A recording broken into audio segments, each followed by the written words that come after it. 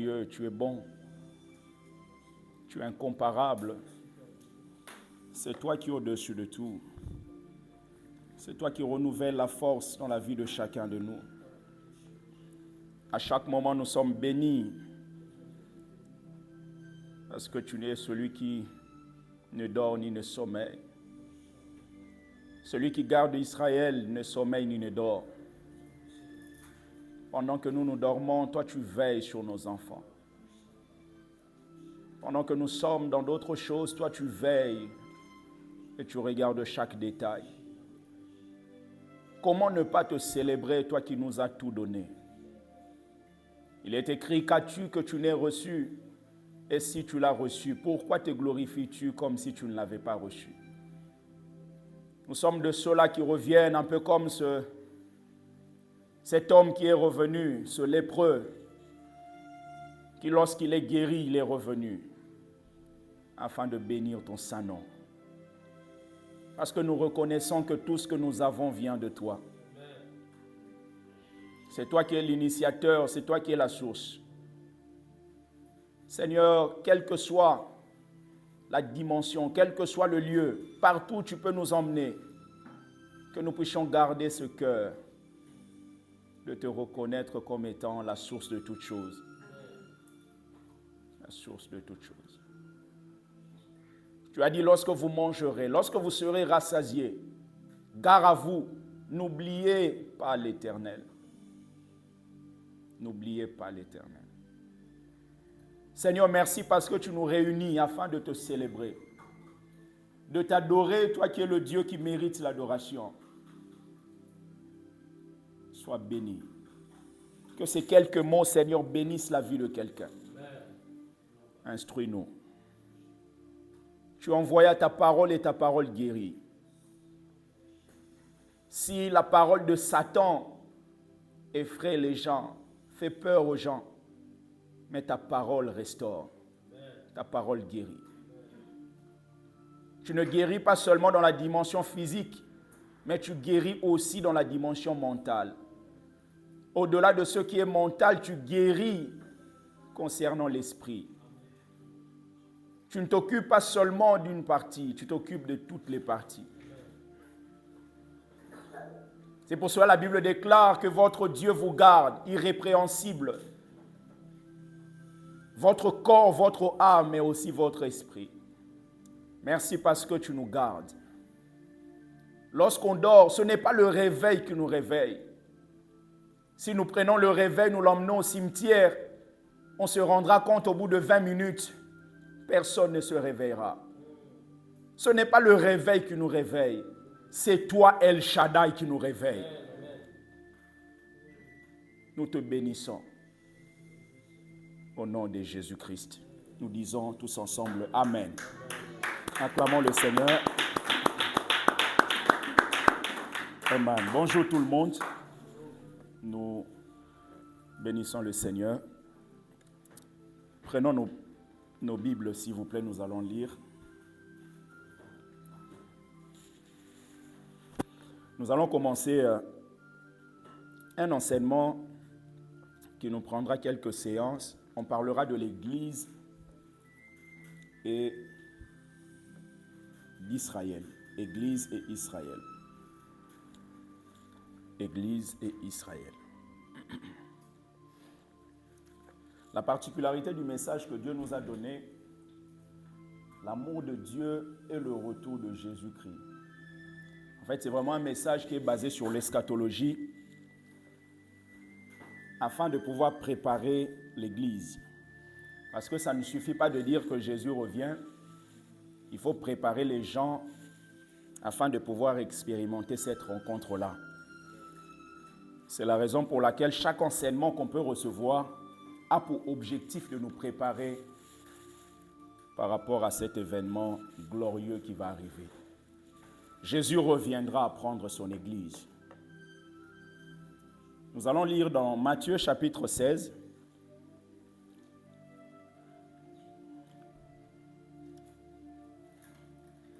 Le verset 18.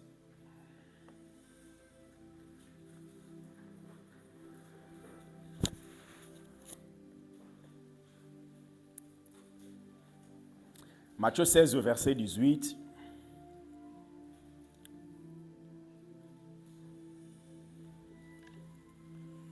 Et moi je te dis, tu liras tout à l'heure Kémy, et moi je te dis que tu es Pierre, et que sur cette pierre je bâtirai mon église, et que les portes du séjour des morts ne prévaudront point contre elle. Je te dis, tu es Pierre, sur cette pierre je bâtirai mon église, et que les portes du séjour des morts ne prévaudront point contre elle. Il dit, tu es Pierre, sur cette pierre je bâtirai mon église. Celui qui bâtit, c'est lui-même Christ. Il bâtit son église. Ce n'est pas un homme, ce n'est pas un pasteur, c'est lui-même Christ qui bâtit son église. Nous allons commencer, bien aimé, par définir ce que c'est l'église. Église, je crois qu'on a eu déjà à le voir, ecclésia en grec. Donc église, ecclésia en grec, avec 2 K, est composé de 2 mots. Vous avez premièrement ek, qui veut dire hors d'eux. Et vous avez kaleo, le verbe kaleo qui veut dire appeler. Ou le mot klésis qui veut dire appel. Donc vous avez ek qui veut dire hors d'eux. Et vous avez kaleo qui veut dire appeler, c'est le verbe. Et le mot klésis qui veut dire appel. Et quand vous mettez les deux ensemble dans la perspective de l'Église, vous comprenez que ce sont des personnes qui ont été appelées hors d'eux, hors d'un certain système, hors du système du monde. Nous avons été tirés d'un système pour pouvoir opérer en suivant un autre système. C'est pour ça que vous allez voir, lorsqu'on parle du royaume, on parle du royaume des ténèbres et du royaume de la lumière. C'est-à-dire, s'il y a un royaume dans lequel les ténèbres règnent, il faudrait qu'on sache aussi qu'il y a un autre royaume dans lequel la lumière domine. Et malheureusement, ceux qui sont avec Satan, quelquefois, ne sont pas conscients de là où ils sont. Je vous ai dit la fois passée, si on vous prend ici à 23h45 ou même à 2h du matin, on éteint toutes les lumières, on vous emmène devant la tour Eiffel, on éteint toutes les lumières, vous aurez l'impression, on va vous poser la question, vous êtes où? Vous aurez du mal à expliquer là où vous êtes. Pourquoi? Parce que les ténèbres règnent. Mais vous ne pouvez pas quitter maintenant. Même si on vous prend dans une voiture fumée, on vous emmène devant la tour Eiffel et on vous met devant, on vous dit vous êtes où? Et que vous puissiez dire je ne sais pas là où je suis. C'est pas possible. Pourquoi? Parce qu'il y a la lumière. Tout celui qui est avec Dieu sait là où il se trouve. Il sait que je ne me retrouve pas dans le royaume des ténèbres. Je me retrouve dans le royaume de la lumière. Ecclésia, bien-aimé, n'était pas au préalable un terme religieux. C'était ce qu'on appelait une notion civile. C'était ce qu'on appelait une assemblée législative, à l'image du Parlement. Vous avez le Parlement ici. En France, par exemple, on parle du Parlement bicaméral, c'est-à-dire que c'est un Parlement qui est composé de 2 chambres. Vous avez la chambre haute, vous avez la chambre basse. Vous avez l'Assemblée nationale et vous avez le Sénat. Et Ecclésia, c'était ça.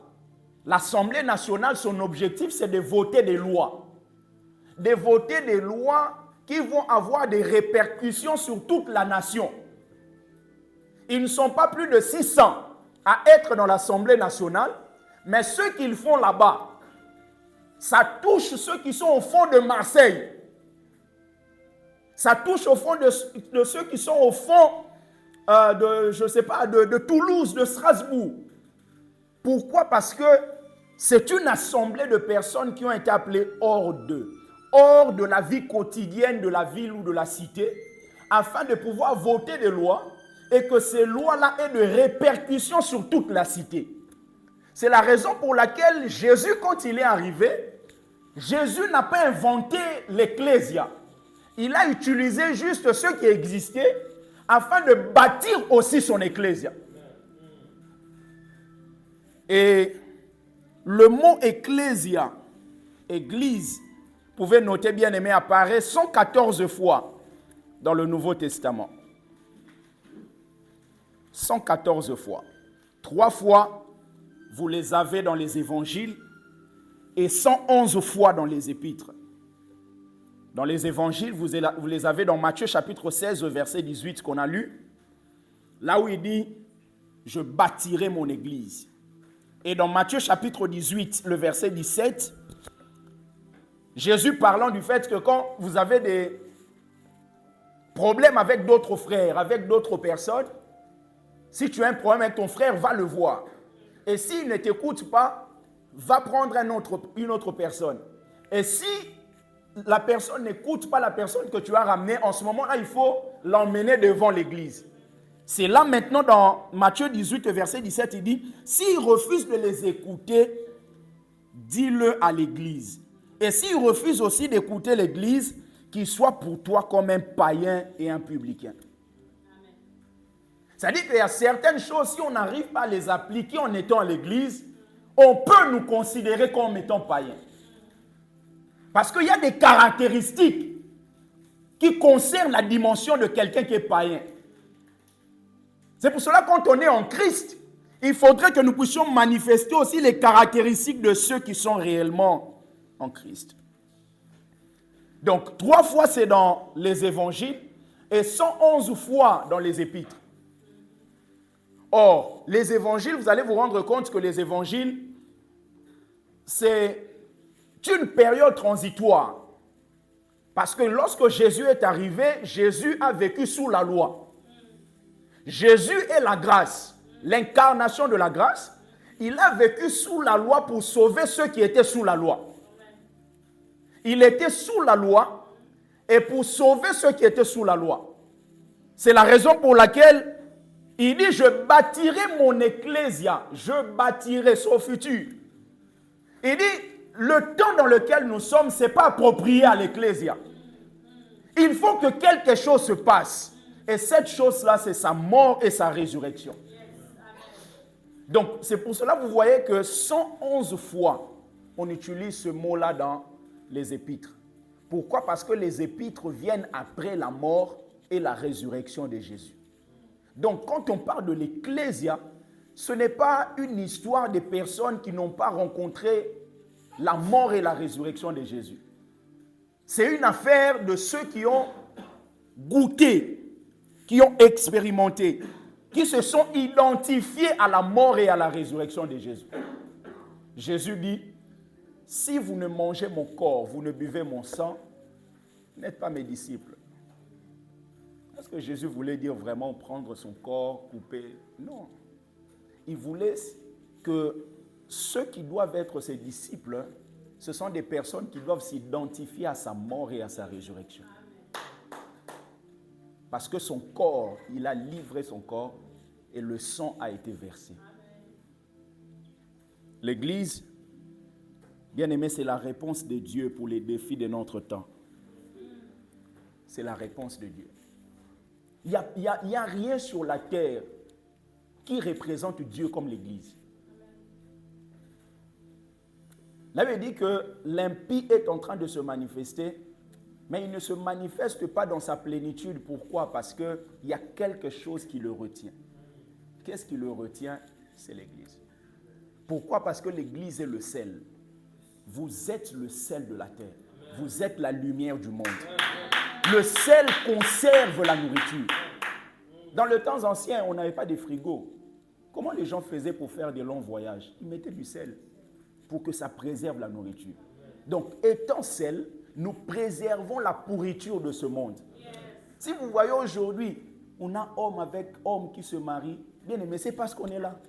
Demain, ce sera chien avec homme.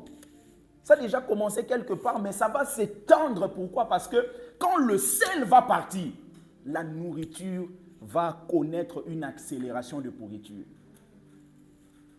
C'est pour cela qu'il faut être conscient du fait que vous n'êtes pas n'importe qui. Vous êtes quelqu'un que Jésus a placé sur cette terre afin de préserver certaines valeurs. Préserver certaines valeurs.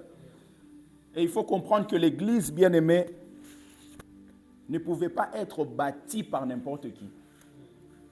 Dans le temps ancien, je vous ai dit que l'Église n'est pas une affaire des chrétiens d'abord. C'est une affaire qui existait avec les empereurs. Et maintenant, celui qui devait bâtir l'Église ne pouvait pas être n'importe qui. Ça devait être un roi.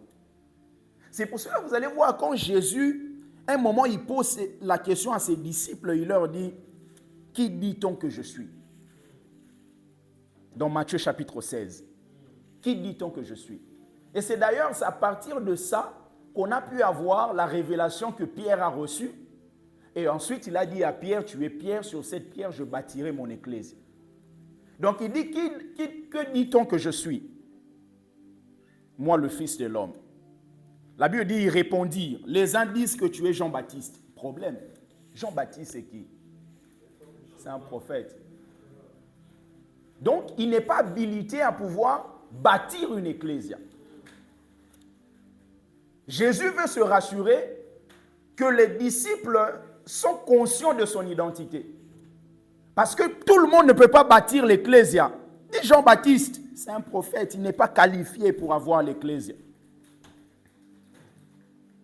Et d'autres disent qu'il est Jérémie. Jérémie, c'est qui? C'est un prophète. Il n'est pas habilité à bâtir une église. Et maintenant, il pose des questions, il dit, ok, les gens là disent ça. Donc, ils ne comprennent pas ma vraie personne, ne comprennent pas mon identité. Ce n'est pas un problème parce que ce sont des gens qui ne sont pas mes disciples. Mais vous, vous êtes mes disciples. Il faudrait que vous connaissiez mon identité. Amen. Et vous, qui dites-vous que je suis? Et c'est là maintenant Pierre va dire, tu es le Christ, le Fils du Dieu vivant. Amen. Tu es le Christ. C'est-à-dire le oint, le Messie. Pierre est juif.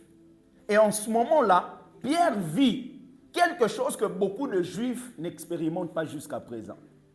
Reconnaître et voir en Jésus le Messie. Il dit, tu es le Christ.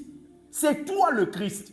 C'est toi le Messie. Celui qui a été promis depuis des années. Celui que Ésaïe a prophétisé. C'est toi. Tu es le Fils du Dieu vivant. Or, lorsqu'on parle du Fils, nous avons tellement grandi dans un certain raisonnement que lorsqu'on dit Fils, automatiquement, ou Père, automatiquement on voit quelqu'un de plus âgé ou quelqu'un de moins âgé. C'est pour cela que plusieurs ont du mal à comprendre que Jésus soit le Fils de Dieu. Ils se disent, mais Fils de Dieu, mais vous dites en même temps qu'il est Dieu. Mais finalement, Fils, il est plus petit que le Père. Mais comment quelqu'un peut être plus petit que le Père, être égal au Père? Les gens ne comprennent pas. Bien aimé, Jésus disait aux pharisiens, il disait, quand vous lisez les Écritures, vous ne comprenez ni les Écritures et ni la puissance de Dieu. Ni la puissance de Dieu. Pourquoi? Parce qu'il venait voir Jésus et lui dit, mais Moïse nous a prescrit, nous a dit que si quelqu'un a une femme et que l'homme meurt sans laisser des enfants, il faut prendre un proche parent, à l'image de ce que Boaz a fait dans Ruth. Donc, il va, et ainsi de suite. Maintenant, il y avait une femme qui avait son mari est parti. L'autre proche parent est venu. Il y en a 7. Ils n'ont pas laissé d'enfants, ils sont partis. Maintenant, au ciel, là-bas, la femme, là, sera la femme de qui? Donc, dans leur tête, ils se disaient, Tozuye, on l'a eu. Mais le problème, c'est qu'ils ne savaient pas que Jésus est plus intelligent qu'eux. Jésus dit, non, vous ne comprenez ni les Écritures, ni la puissance de Dieu. Parce qu'au ciel, il n'y aura pas question de mariage. Il dit, tu es le Christ, le Fils du Dieu vivant. Or, le Fils, le mot Fils, n'est pas d'abord en lien avec tout ce qui est famille, tout ce qui est familial. Lorsqu'on dit Abba, on dit Père, ce n'est pas dans le sens où il est plus âgé que le Fils, non. Lorsqu'on dit Abba, cela veut dire source. Et lorsqu'on dit Fils, Fils, ça veut dire celui qui tire sa source vers le Père. Ce n'est pas celui qui est moins âgé. C'est pour cela que vous allez voir les pharisiens comprenaient très bien ce que Jésus était. Un moment par rapport à son identité de fils. Je vous prie de lire un texte. Prenez avec moi Jean, s'il vous plaît. Jean chapitre 5. Bien aimé, si on peut éviter vraiment la distraction, on peut se tenir pendant 1 heure, on écoute la parole et on termine. Quand il y a des mouvements, même des enfants, ce n'est pas évident, mais ça distrait. Jean chapitre 5, le verset 17 au verset 18. Jean 5, du verset 17 au verset 18. Est-ce qu'on peut lire ça tous en même temps? Allons-y. Mais Jésus leur répondit, « Mon Père agit jusqu'à présent, moi aussi j'agis. » À cause de cela, les Juifs cherchaient encore plus à le faire mourir. Non seulement parce qu'il violait le sabbat, mais parce qu'il appelait Dieu son propre Père, se faisant lui-même égal à Dieu. Est-ce que quelqu'un a compris?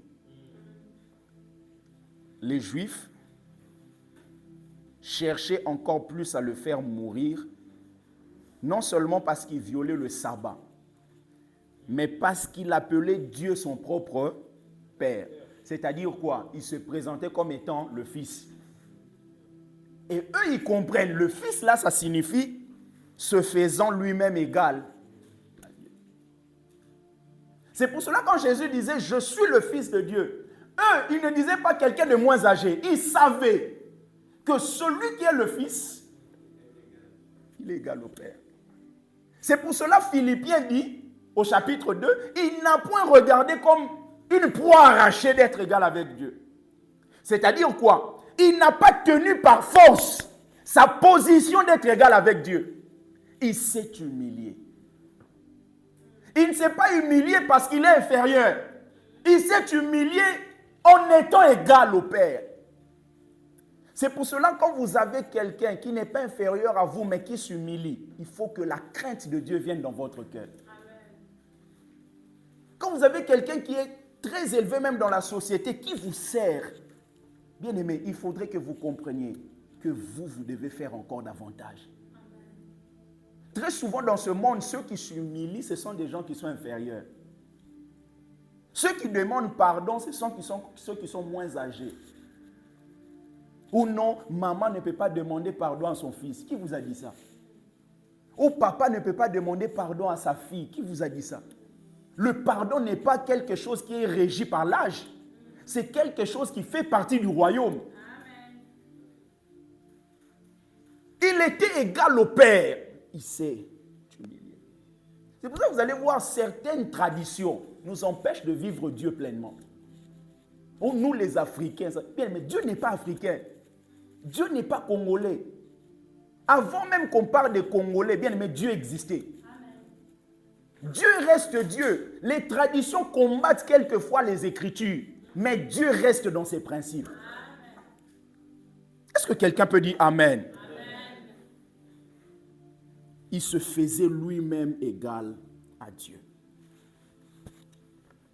Et lorsqu'on parle du fils d'un roi, cela veut dire que même le fils là, c'est un potentiel roi. Donc quand on dit qu'il est le fils, comme le père est roi, il est égal au père, donc il est roi. Donc il est habilité à pouvoir bâtir l'église. Il dit, je bâtirai mon église. Et même les portes des séjours des morts ne prévaudront point contre elle. Et quand il est venu en naissant quelque part. Il est né parmi les Juifs. Et Jésus, vous allez voir que même après sa résurrection, Jésus ne change pas cette identité-là. On l'appelle toujours le lion de la tribu de Juda. On ne l'appelle pas le lion de la tribu de Lemba. Le lion de la tribu de Juda. C'est-à-dire que même après sa résurrection, cette identité reste. Jean chapitre 4, la Bible dit, le salut vient des Juifs. C'est-à-dire que, comme je l'ai dit la fois passée dans une vidéo, j'ai dit, Israël n'a pas remplacé l'Église, ou l'Église n'a pas remplacé Israël, mais Israël nous a donné certaines richesses que chacun d'entre nous doit apprécier. Sans Israël, on n'aurait pas eu de patriarches. On a Abraham, on a Isaac, on a Jacob. Et Jacob, rappelez-vous, lorsqu'il a quitté la maison de son père, il partait chez Laban. Arrivé justement là où il devait arriver, il a vu une échelle, il arrive chez Laban, il a travaillé pendant 7 ans. Au lieu qu'on lui donne Rachel, on lui a donné Léa. Et Laban lui dit, non mais chez nous, ça ne se passe pas comme ça. On ne donne pas la cadette avant l'aîné. Je vous ai dit la fois passée, c'est prophétique. Pourquoi? Parce qu'on ne peut pas donner Rachel avant Léa. Rachel ne peut pas venir avant parce que Léa, c'est celui qui va vous permettre d'avoir Judas. Or, Judas, c'est l'incarnation de la royauté. La Bible déclare dans Genèse chapitre 47, 48, 49, lorsque Jacob est en train de bénir ses enfants. Jacob, quelqu'un qui était un peu naturel avant. Mais au soir de sa vie, cet homme devient prophétique. C'est pour cela que je crois, bien-aimé, il ne faut pas mettre un point sur la vie d'un homme ou d'une femme. Celui qui est naturel aujourd'hui peut devenir spirituel demain. Et cet homme appelle ses enfants. J'aimerais tellement connaître une telle mort. Pas connaître une mort ou non, il était où? Crash. On ne sait pas, il a dit quoi? Il a dit quoi? On ne sait pas. Mais dans un moment, il faut refuser de telles morts. Jésus ne pouvait pas mourir n'importe où. C'est pour ça que vous allez voir, quelquefois, on venait pour le prendre, il disparaissait. Pourquoi? Parce qu'il n'est pas venu sur la terre pour mourir comme un chien. Il n'est pas venu pour mourir comme un canard. Parce que même la mort, bien aimé, a une signification derrière. C'est pour cela qu'il ne pouvait pas mourir n'importe où. Il ne pouvait pas mourir n'importe quand. Il ne pouvait pas mourir n'importe quand. Oh, crash arrive, bien aimé, tu ne mourras pas par un crash au nom de Jésus. Jacob commence à parler à ses enfants. Prophétiquement, il annonce ce qui arrivera. Être un père, au soir de ta vie, tu te tiens devant les enfants, une mère. Tu commences à parler. Non pas juste par sentiment, mais par conviction prophétique. Et ce que tu annonces arrive à tes enfants par la suite. Il commence à parler. Et il parle à Judas, il dit, Judas, le cep ne s'éloignera pas de Judas. Le cep, c'est le pouvoir. C'est la royauté. On ne peut pas donner Rachel avant Léa parce que Léa va nous donner Judas, c'est la royauté. Et Rachel va nous donner Joseph. Yosef en hébreu qui signifie ce qu'on ajoute. Or, Matthieu chapitre 6, verset 33 dit, cherchez quoi? Premièrement, le royaume. Le royaume, c'est quoi? C'est la royauté. Cherchez d'abord Léa. Et ensuite, vous aurez autre chose par-dessus. C'est Joseph. Et cet homme, quand il quitte chez Laban, il va. Il va dans un lieu qu'on appellera Péniel. Et là, il rencontre Dieu. Un ange vient, brise sa hanche, sa force naturelle. Et cet homme, en ce moment-là, devient Israël. Et c'est ce nom-là qu'on a donné à ce peuple que Dieu avait choisi. Il a lutté avec Dieu. Il est sorti vainqueur. Il est sorti vainqueur de quoi? Pas vainqueur parce qu'il est fort, mais vainqueur parce que malgré le fait que Dieu est en train de le briser, lui, il n'a pas fui. Amen. Ceux qui sont forts, ce sont des gens qui restent malgré le fait que Dieu les brise. Malgré le fait que Dieu casse un caractère en toi. Tu es là. Tu ne fuis pas. Tu dis à Dieu, mais voici. Tu as besoin de me tailler, taille-moi. Transforme-moi. Parce que je sais, je veux être un instrument pour toi demain. Alors, un instrument demain doit être utilisé comme le bois d'acacia. Lorsqu'on construisait le tabernacle, on demandait le bois d'acacia. Le bois d'acacia, ce n'est pas un bois qui est très riche. C'est un bois qui avait des bosses, etc. Qu'est-ce qu'il fallait faire? Ce bois-là devait être travaillé pour être utile pour la construction du tabernacle. Et vous et moi, nous sommes comme les bois d'acacia. Dieu doit nous travailler. Donc il va briser des choses. Et pendant qu'il brise, ne fuit pas. Et plusieurs fuient. C'est pour cela que vous allez comprendre que nous sommes des sacrifices vivants qui doivent être posés sur l'autel. Un sacrifice vivant, la particularité de ce sacrifice, c'est qu'il peut fuir. Il peut quitter l'autel. Si vous prenez un poulet qui est déjà mort, vous mettez ça sur le Kimbaboula ou sur l'autel, bien aimé, il ne fuira pas. Mais quand vous prenez Jason, tel qu'il est là, il respire, vous le mettez sur l'autel, il va fuir. Mais des hommes qui deviennent forts, ce sont des hommes, malgré le fait que ça fait mal, ils sont là. Seigneur, brise-moi. Seigneur, change-moi. Seigneur, transforme-moi. Seigneur, brise-moi, brise-moi, brise-moi. Je vais être utile pour la construction du tabernacle. La construction du tabernacle. Israël nous a donné des patriarches. Nous a donné des prophètes.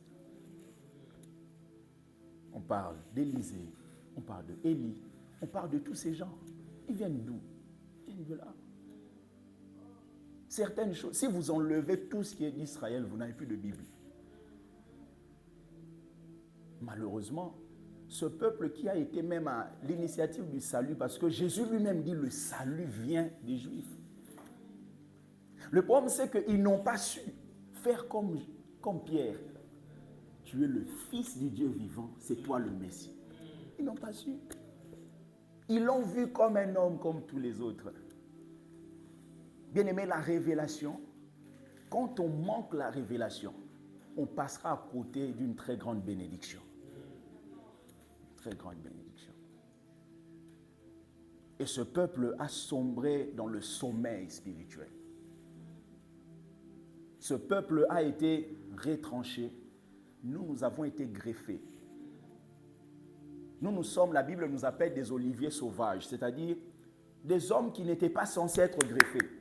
Mais Dieu, par sa puissance, il nous a quand même greffés. Mais un jour, ce peuple-là qui est attaché d'une manière naturelle reconnaîtra le Messie. Amen. Reconnaîtra le Messie. Pourquoi? Parce que lorsque l'Église va être enlevée, nous monterons dans les airs, la vie va continuer sur la terre.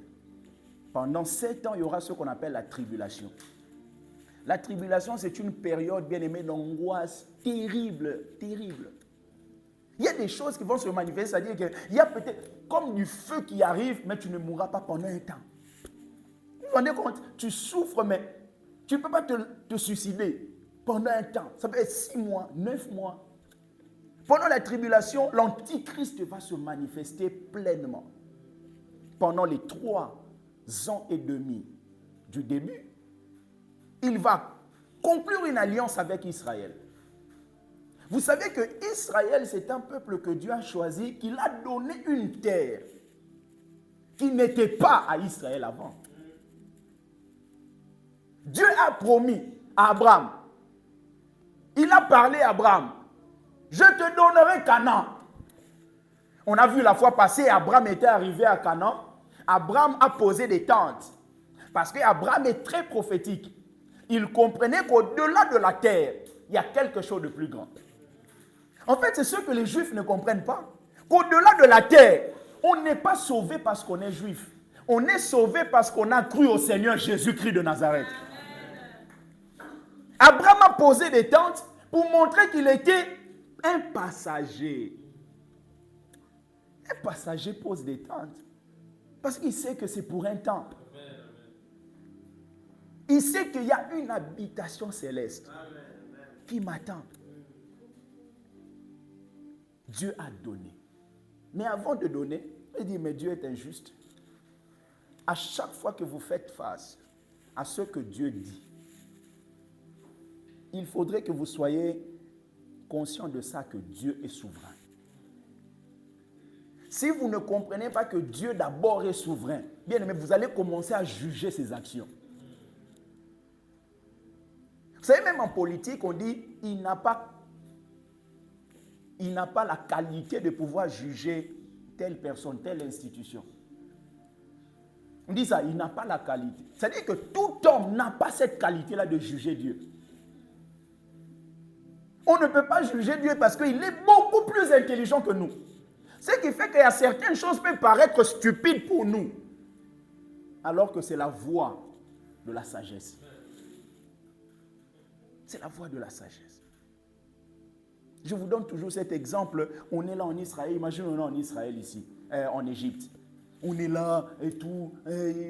On nous donne des travaux, des choses. Et je commence à poser des questions. Frère Mehdi, qu'est-ce qu'il faut faire pour qu'on puisse être libéré d'ici? Pour qu'on puisse quitter l'Égypte?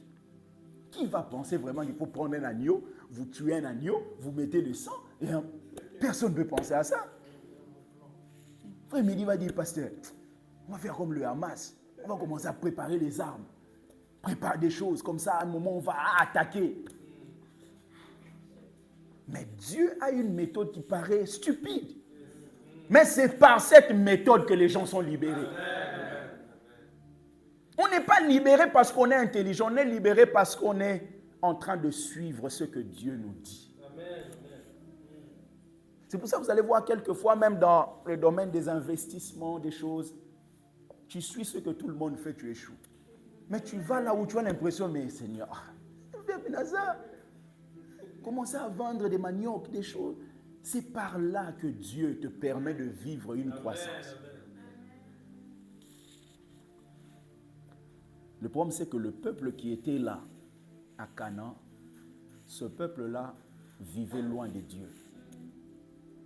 Les Amoréens et autres, Dieu dit, le péché de ce peuple n'est pas encore à son comble. Je ne peux pas vous donner maintenant. Il faut que ça arrive à un niveau. Pour qu'il ne puisse pas avoir de justificatifs. Et quand ce péché est arrivé à un certain niveau, Dieu a libéré. Ce que Dieu vous a donné, c'est à vous. Mais Dieu ne va pas vous épargner des combats. Très souvent, Dieu vous donne, mais il vous dit de conquérir ce qu'il vous a donné. Dieu, quand il parle à Abraham, il lui dit, la terre là, je vous ai donné. Donné. Mais le problème, c'est qu'il faut commencer par Jéricho. Il faut aller à Jéricho, il faut conquérir. Il y a des choses bien aimées, Dieu a libéré sur toi. Il faudrait que tu comprennes dans le domaine spirituel, dans le combat spirituel, tu dois conquérir certaines choses. Tu dois conquérir certaines. Tu as reçu une vision comme quoi ton projet va réussir. Ça, c'est une image, une intention divine par rapport à ce qu'il veut faire pour toi. Mais l'intention divine a besoin de plusieurs processus. A besoin de plusieurs processus. Dieu, quand il parle, la parole est libérée comme ça. Et des fois, quand la parole est libérée, elle est libérée comme ça. Vous ne voyez pas toutes les étapes. Vous avez l'impression que la parole là, c'est libéré pas. Donc ce sera le mois d'octobre, ensuite le mois de novembre. Alors que très souvent, lorsque Dieu parle, il dit ça, le suivant, c'est après 1000 ans. C'est pour ça que vous allez voir Jésus, on a voulu faire de lui roi. Il a fui. Pourquoi? Parce que la prophétie annoncée dans Ésaïe chapitre 9, un enfant nous est né, un fils nous a été donné. Un enfant né, un fils on donne. Un enfant, on constate sa naissance, mais un fils, on peut le donner. Pourquoi? Parce qu'un enfant est immature, mais un fils est mature. Si on donne un enfant, à un moment devant la croix, il va faire marche arrière, il va commencer à pleurer. Mais un fils, il est conscient de ce qu'il fait. C'est pour cela que je vous ai dit, même lorsque Jésus dit, Père, s'il est possible, éloigne de moi cette coupe. Ce n'était pas parce que Jésus ne savait pas ce qu'il devait faire. Le début de ce verset dit qu'il devait aller pour être crucifié. Donc ce n'était pas quelque chose qui... Non, c'était clair. Mais le problème, c'est que comme il y a des événements qui arrivent, en tant que fils qui tire sa source vers le Père, il dit, ok Père, si ce qui doit arriver là doit contribuer à l'objectif de ce que toi tu veux, alors que j'aille. Mais sinon, épargne-moi. Je vous ai dit la fois passée, si cette souffrance-là, Seigneur, c'est pour le bien de ma vie, alors je vais endurer cette souffrance. Mais si c'est juste Satan qui veut me perturber, Seigneur, éloigne de moi ça. Éloigne de moi ça. Le peuple d'Israël finalement devait conquérir Canaan. Et comme papa Abraham avait fait des choses, Ismaël, Isaac, cette confrontation-là dure jusqu'à présent. Jusqu'à présent, pourquoi? Parce que ceux à qui on a donné la terre disent c'est à nous. Mais ceux qui étaient là, que le péché arrivait à son comble, disent mais il vient nous coloniser. Et ça va durer comme ça. Si le monde avait la solution, il l'aurait déjà donné. Les présidents se succèdent. Aux États-Unis, on a eu Washington, on a eu tous ces gens-là. Bien aimé, le truc continue. Ici, on a Emmanuel Macron, il va passer. Il y aura toujours ce problème-là. Les gens sont tellement fatigués de ça. Pourquoi? Parce que la solution commencera lorsque Jésus va revenir. C'est pour cela, si vous voulez que cette histoire s'arrête, allez évangéliser. Pourquoi? Parce que l'un des signes, ou le signe que Jésus a donné par rapport à son retour, c'est que la bonne nouvelle doit être prêchée dans le monde entier. Alors viendra la fin. Donc, celui qui évangélise dit, ok Seigneur, j'en ai marre de cette histoire qui se passe au Moyen-Orient, au Proche-Orient et tout ça. Je veux que tu reviennes. Parce que quand Jésus va revenir, il y aura une accélération des choses. On va monter, la terre va continuer, la vie va continuer sur la terre pendant 7 ans. Il va conclure une alliance avec Israël, l'Antichrist. En fait, le diable ne crée pas. Le diable ne fait que copier. Lorsqu'on parle de Dieu, on dit le Dieu le Père, le Fils et le Saint-Esprit. Et Satan viendra en disant lui le Père, l'Antichrist le Fils et le faux prophète le Saint-Esprit. Il va copier afin de pouvoir conclure une alliance avec Israël. Cette alliance sera une alliance de 7 ans. La Bible parle de ça comme d'une semaine. Prophétiquement, une semaine, ça veut dire 7 ans. Et maintenant, pendant 7 ans, il y aura deux périodes. 3 ans et demi, 3 ans et demi. Pendant les 3 premières années et demie, ce sera bien. Il va même essayer de mettre une certaine paix au niveau de ceux que nous voyons là-bas. Avec le Hamas, avec Gaza, avec toutes ces choses-là. Quand vous regardez la Cisjordanie, vous savez la Cisjordanie, c'est quoi? La Cisjordanie, c'est ce qu'on appelait Judée-Samarie. Quand vous lisez la Bible, Judée-Samarie, c'est ça la Cisjordanie. Quand on parle de Palestine, Palestine, ça veut dire quoi? Ça veut dire le pays des Philistins. Donc, ils sont en train de combattre ce que Dieu a dit. Dieu n'a pas dit que c'est le pays des Philistins. Dieu a dit, je donne à Israël. Donc, vous voyez que même la Cisjordanie, là, ça va revenir à Israël. Bien, mais ce que Dieu a dit, ça finit toujours par arriver. Ça finit toujours par arriver. Ce n'est pas par hasard que les événements se passent de cette manière-là. Ce n'est pas par hasard. Il y aura une alliance des nations qui vont commencer à s'opposer à Israël. Et Israël, pendant la tribulation, il y a certains pays qui vont le lâcher. Vous avez aujourd'hui les États-Unis qui soutiennent Israël, mais d'une manière inconditionnelle. Mais plus tard, certains pays comme ça vont lâcher Israël. Israël va se sentir vulnérable. Et c'est en ce moment-là, quand l'Antichrist va faire cesser tout ce qui est offrande des sacrifices, quand on aura construit le 3e temple. Parce qu'avec le temple, il y a déjà des éléments qui sont en marche pour la construction du temple, du 3e temple. Et ils vont revenir un peu à ce qui se passe dans la Bible. On ramenait des animaux et tout ça. Et l'Antichrist va faire cesser tout ça. Ils vont se rendre compte que non. Parce qu'ils vont prendre l'Antichrist comme étant le Messie. On a passé des années avec un problème qui n'est pas résolu. L'Antichrist vient, cherche à donner une certaine paix. Mais ils vont dire que c'est lui le Messie.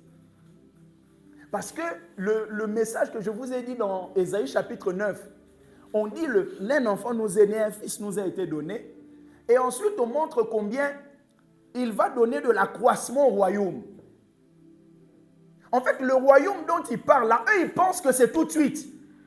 Mais c'est le royaume millénium qui va se passer après l'enlèvement et après la tribulation. Donc, quand vous lisez une prophétie peut être donnée comme ça.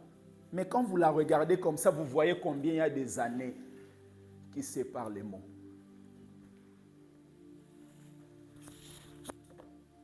Parce que Dieu peut parler et dire, je te donne ça, je te donne ça, je te donne ça. Toi, tu penses qu'il te donne ça quand il me donne ça, après 1 mois, après 2 mois. Dieu dit ce qu'il va te donner, mais il ne dit pas forcément après combien de temps. C'est à toi de chercher dans la prière, de savoir, Seigneur, à quel moment ces choses peuvent arriver. Et à chaque fois que tu marches avec Dieu, Dieu te donnera la paix pour que tu sentes que sa promesse est toujours valable, mais ce n'est pas encore le moment. C'est toujours valable. La prophétie marche. Elle ne mentira pas. Si elle tarde, attends-la. J'aime beaucoup la version grecque parce que la prophétie marche. La prophétie marche. Mais toi, quand tu as une certaine accélération, bien aimé, c'est possible que tu arrives avant la prophétie. Et quand tu arrives, tu commences à regarder la prophétie qui arrive. Attends-la. Elle va venir. Elle s'accomplira. Elle s'accomplira. Elle s'accomplira. Elle s'accomplira.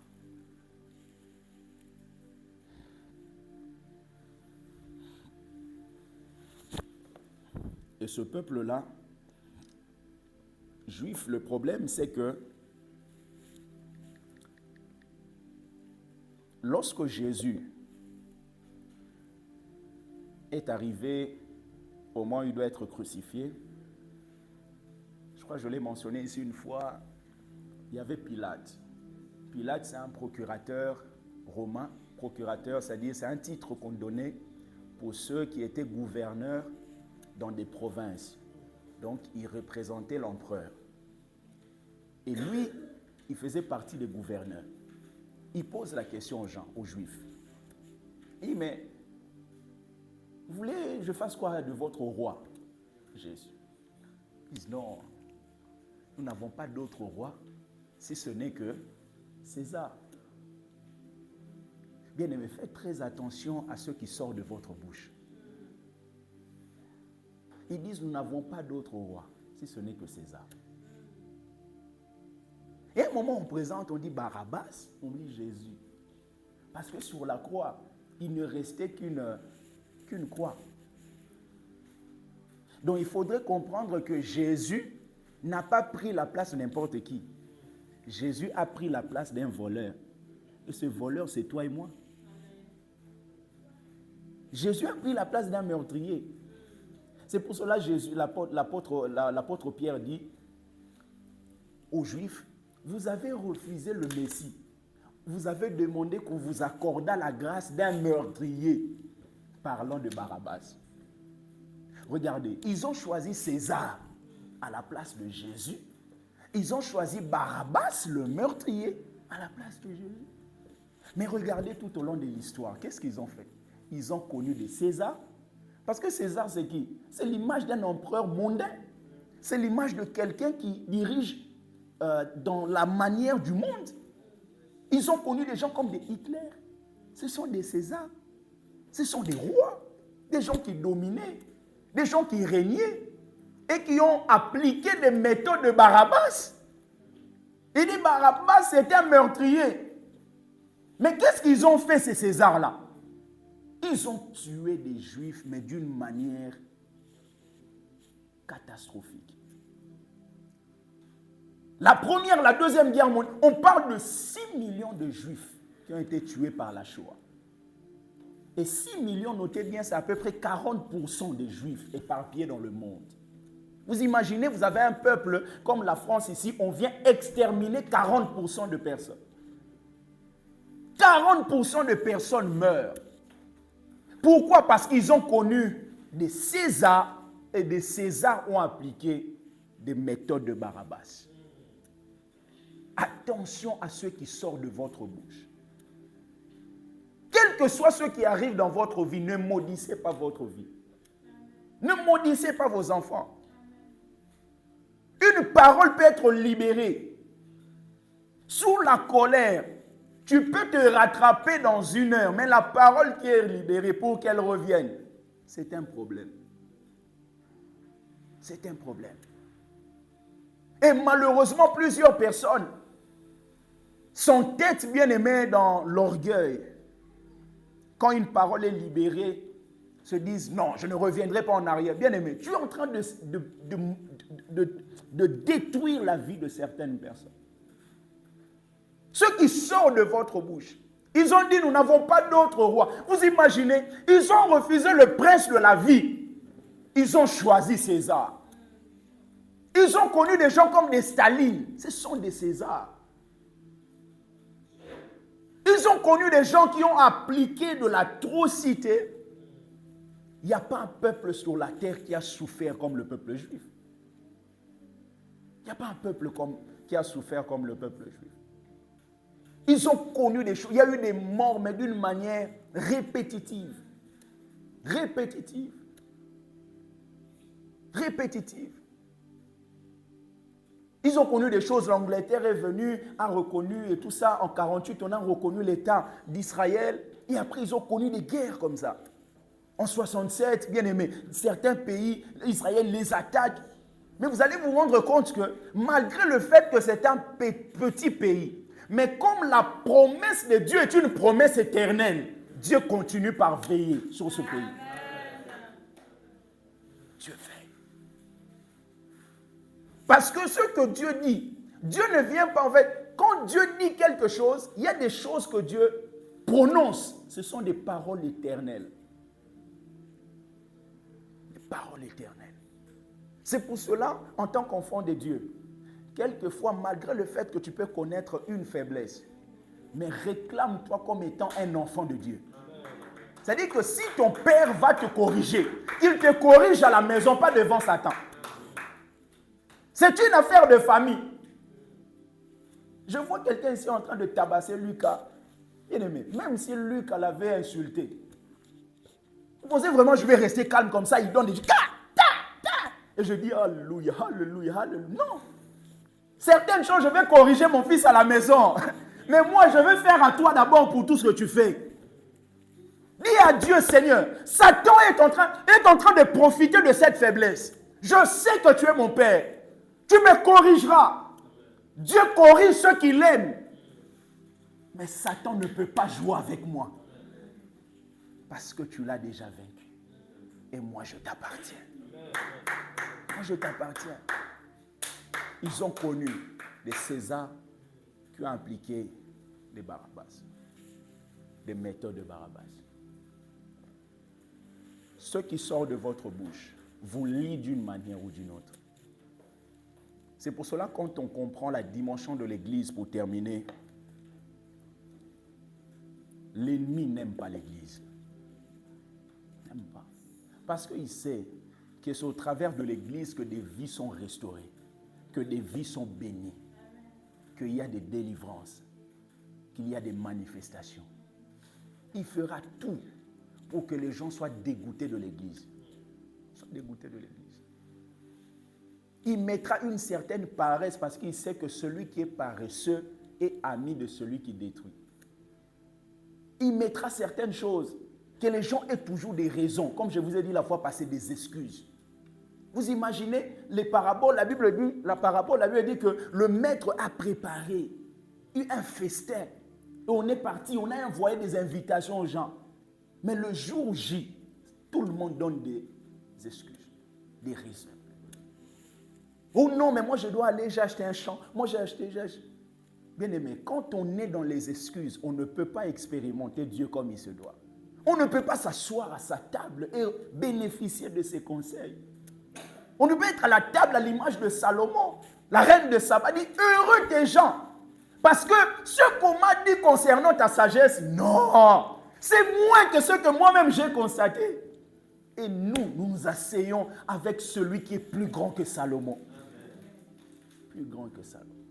Il n'aime pas l'Église. C'est pour cela qu'il applique l'infiltration pour détruire des enfants de Dieu. C'est ce qu'on appelait dans l'armée la 5e colonne. Je vais finir par ça. La 5e colonne. C'est quoi la 5e colonne?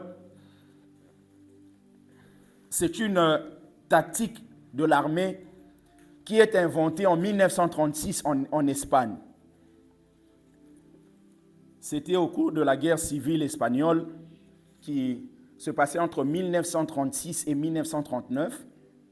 Et en juillet 1936, un groupe de généraux espagnols qui étaient conservateurs nationalistes, dont les généraux Franco et Mola, décident de renverser par la force le gouvernement républicain du Front populaire. L'Espagne, bien aimée en ce moment-là, est divisée en 2 camps. Et les franquistes, ceux qui étaient avec Franco, souhaitent contrôler la capitale alors aux mains des républicains. Et un général, lors de cette guerre civile, pour prendre la ville, il disait qu'il avait des troupes mobilisées au nord, au sud et à l'est et à l'ouest. Et on lui dit, mais finalement, tu as des troupes mobilisées au sud, au nord, à l'ouest, à l'est. Comment tu vas faire pour conquérir cette ville? Il dit non, j'ai ce qu'on appelle la 5e colonne. C'est-à-dire que j'ai des gens comme ça. Il y a la ville là, j'ai des gens au nord, j'ai des gens au sud, j'ai des gens à l'est, à l'ouest, j'ai des gens à l'est.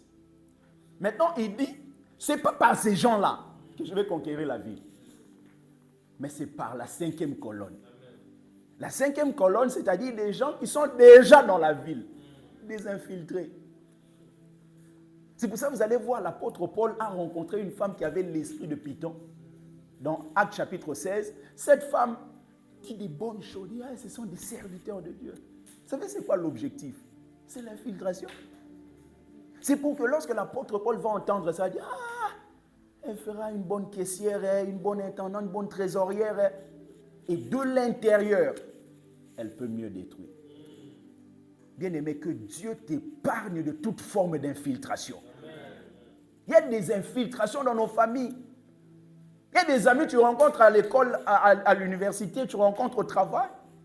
Il vient avec une certaine sympathie. Il te ramène des cadeaux, des choses. Le but, c'est quoi? Le but, c'est que tu sois tellement à l'aise avec lui, avec elle, que tu l'ouvres la porte. Et quand il va entrer, il va vous détruire de l'intérieur. C'est facile de reconnaître les adversaires extérieurs, mais ceux qui sont à l'intérieur, pendant que toi tu fais tes méthodes, eux ils écoutent ces méthodes-là. Oh, mais en ce moment, tout ça, le mariage, ça ne va pas. Et au Simba, ça marche. Pourquoi? Parce que de l'intérieur, il te détruit. Il connaît ce que tu mets en place, il peut mieux te détruire et bien te détruire. La 5e colonne. Le but de l'infiltration, bien aimé, c'est de dissimuler sa vraie identité. Cette femme avait l'esprit de Python, mais elle dit des bonnes choses. Le but, c'est qu'elle entre dans le cercle de Paul avec l'esprit de Python. Vous allez voir des gens, tu as des amis, mais qui ont des esprits de serpent. C'est-à-dire, l'esprit de serpent, il l'avait avant. Mais le but, c'est que le serpent a besoin de détruire quelque chose en toi. Et il ne peut pas le faire de loin. Il veut entrer. Que Dieu nous épargne de toute infiltration. Dans nos vies, dans la vie de nos enfants. Tu vas voir un copain là qui suit ton fils. Un vrai sorcier. Qui dit, ok, on ne va pas les attaquer comme ça. On va commencer à dire, est-ce que je peux venir jouer à la PlayStation? Je peux venir jouer à la maison? Et en venant là, un petit sorcier. 5e colonne. Ça ne viendra pas de l'Est, de l'Ouest, du Nord, non, 5e colonne. Et on vous enverra quelqu'un qui est un peu innocent, mais rempli de sorcellerie. Bien aimé, que Dieu nous préserve. Que Dieu vous bénisse.